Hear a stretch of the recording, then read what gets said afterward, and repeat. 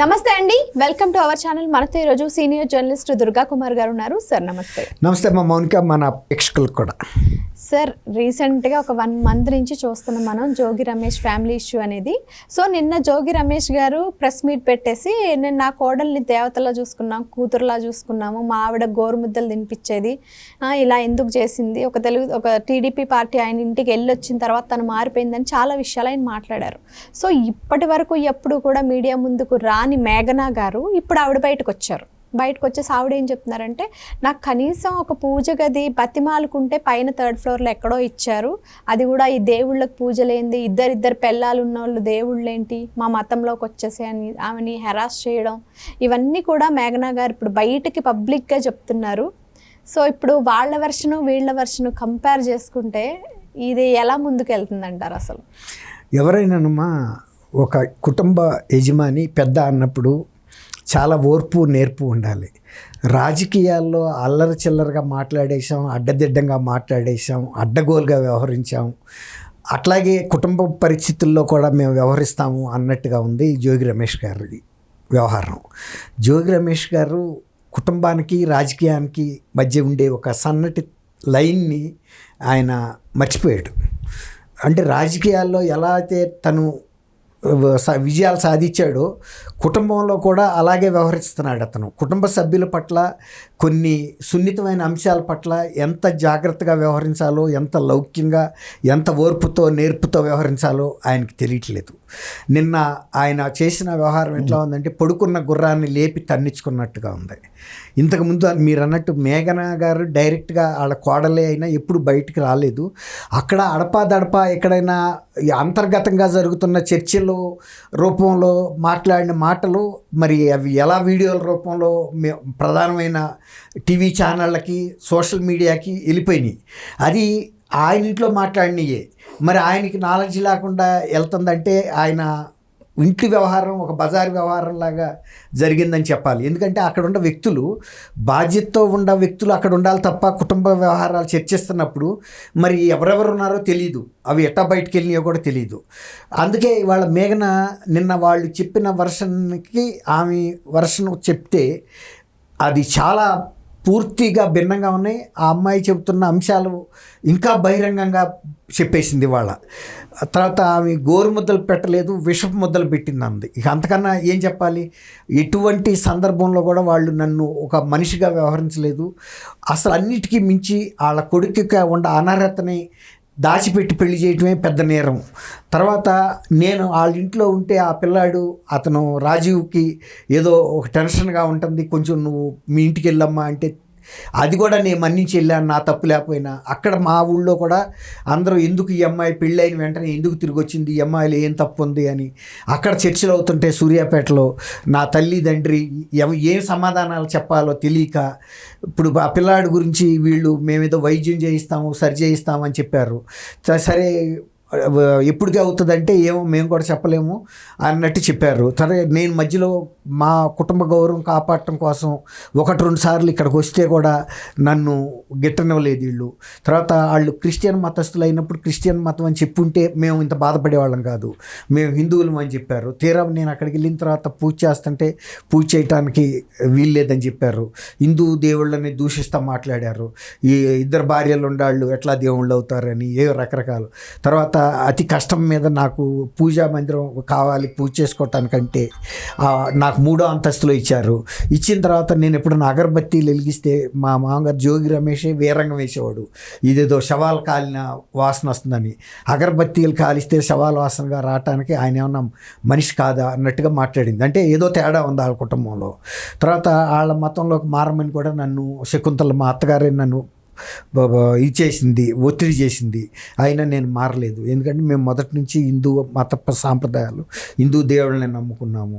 తర్వాత కృష్ణప్రసాద్ గారు అంశాన్ని తీసుకొచ్చారు.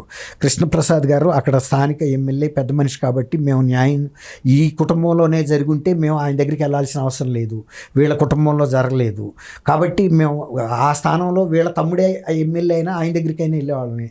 వెంకటేశ్వర్లోని వాళ్ళ బాబాయ్ గారు ఎవరో ఉంటే ఆయన దగ్గరికి కూడా వెళ్ళాం, పెద్ద ఆయనని. వెళ్తే వాళ్ళు నా మాట వినే పరిస్థితుల్లో లేరమ్మా, నేను చెప్పినా కూడా నా మాట దక్కదు, నేనేం చేయలేను, నువ్వు ఎలా ప్రొసీడ్ అవ్వదలుచుకుంటే అలా అవ్వమని చెప్పారు. సజ్జల రామకృష్ణారెడ్డి దగ్గరికి వెళ్ళాను. 2 రోజుల్లో కూర్చుందాం చేద్దాం అన్న మనిషి 10 రోజులు, నెల రోజులు, 2 నెలలు అయినా కూడా ఆయన పట్టించుకోలేదు. అట్లా దాదాపు సంవత్సరంన్నర గడిచిపోయింది ఇట్లా పెద్ద మనుషులతోనే. ఈవెన్ వసంత కృష్ణప్రసాద్ గారు కూడా, నేను ఆఫీస్కి వెళ్తే అమ్మ ఇది ఆఫీసు 10 మంది ఉంటారు, నువ్వు ఆడపిల్లవి, ఇక్కడ మాట్లాడటం సమంజసం కాదు, నువ్వు సాయంత్రం మీ నాన్నగారు, మీ తల్లి, మీ బంధువులు ఎవరైనా ఉంటే వాళ్ళ ఇంటికి రండి, 4 గోడల మధ్యలో కూర్చుని చర్చించుకుని ఏదన్నా పరిష్కారం చేసుకోమని చెప్పాడే కానీ నన్నేమి ప్రోద్బలం చేసి కోర్టులకు వెళ్ళమనో పోలీస్ స్టేషన్లకు వెళ్ళమనో చెప్పలేదు.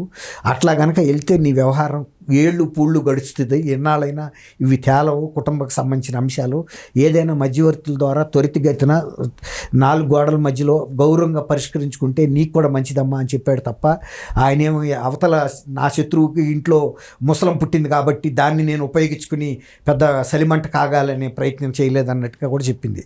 నిజంగా వసంత కృష్ణప్రసాద్ కానీ వాళ్ళ నాన్నగారు కూడా నాకు కూడా తెలుసు, ఎవరైనా ఇట్లాంటి సమస్యలతో వస్తే పెద్ద మనసుతో చెప్పేవాళ్ళే తప్ప వాళ్ళకి కుటుంబాలు ఉన్నాయి, వాళ్ళకి ఇట్లాంటి అనేక కష్ట నష్టాలు చూసిన కుటుంబం ఆ గ్రామంలో. ఇవాళ వీళ్ళు పెద్ద కాదు. వసంత నాగేశ్వరరావు గారు రాజకీయాల్లోకి రాకముందే ఆ కుటుంబానికి ఆ ఐతవరం అనే విలేజ్లో, మా ఊరు పక్కనే, వాళ్ళకి ఆ విలువ ఉంది.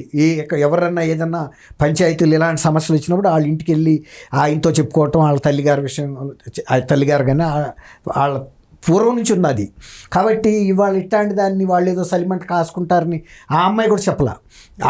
చాలా గౌరవం ఇచ్చాడు నాకు అని. ఎందుకంటే ఇవాళ కూడా ఏ పిల్లకైనా ఇస్తారు, అందులోనూ అతను రాజకీయంగా వ్యతిరేకే కానీ కుటుంబ పరంగా వచ్చిన ఇబ్బందుల్ని వీళ్ళ సొంత రాజకీయానికి ఉపయోగించుకుంటారని అంటే నేను అనుకోను. ఎందుకంటే వాళ్ళకి ఎన్ని కొత్త విషయాలు ఏం కాదు, ఇలాంటి అనేక పంచాయతీలు అనేక రకంగా పెద్దరకం ఉండబట్టే కదా ఇవాళ ఇంకా సమాజంలో వాళ్ళు ఆ గౌరవం పొందగలుగుతున్నారు. ఎవరు కూడా చేయరు అట్లాంటిది. ఇప్పుడు అదే నేను ఇంతకుముందు చెప్పింది, అది జోగి రమేష్ గారిలో లేదు అని చెప్పా ఇంతకుముందు. ఆ ఓర్పు నేర్పు అనేది ఉండాలి. నువ్వు కుటుంబ పెద్దవైనప్పుడు వస్తే ఇలాంటి సమస్యలు నీకే కాదు అనేక మందికి వస్తున్నాయి. వచ్చినప్పుడు దాన్ని ఓర్చుకుని తర్వాత ఈ పంచాయతీ తేలిపోయిందమ్మా, పెద్ద మనుషులు తేల్చేశారు. ఇదిగో ఇంత డబ్బులు ఇచ్చేసి ఆ అమ్మాయితో మీరు మ్యూచువల్ పరస్పర అంగీకారంతో విడాకులు తీసుకోమని చెప్పారు.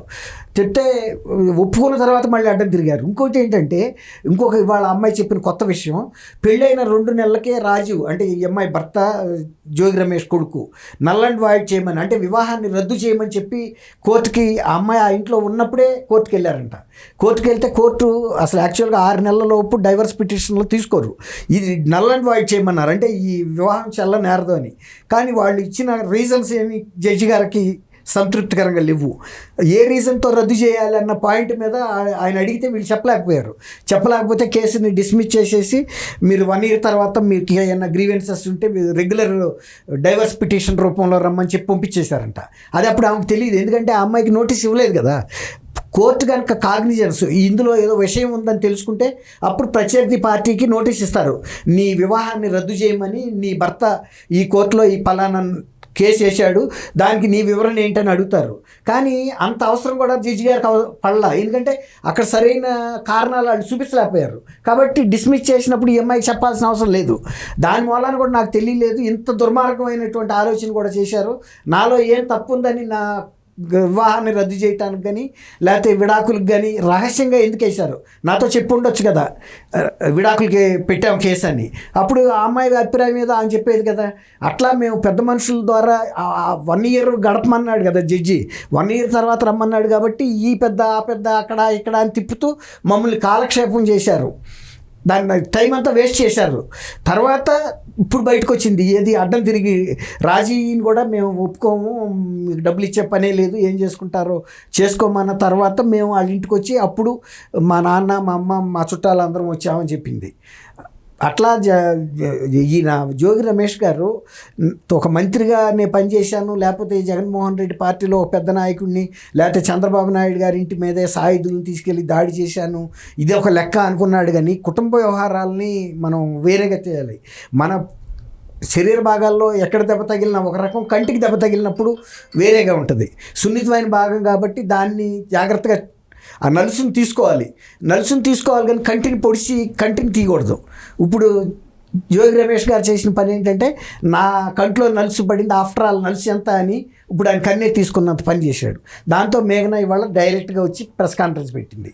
లేకపోతే మేఘన ఇన్నాళ్ళ రాక రాలా, నిన్న అనవసరంగా ప్రెస్ కాన్ఫరెన్స్ పెట్టి అమ్మాయి గురించి తప్పు అంతా ఆ అమ్మాయిలోనే ఉంది, మేమే చాలా సత్పురుషులు అని చెప్పాడు.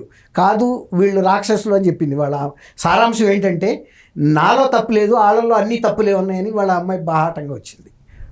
Okay, thank you sir. Thank you Mounika, మన వీక్షక మిత్రులకు కూడా.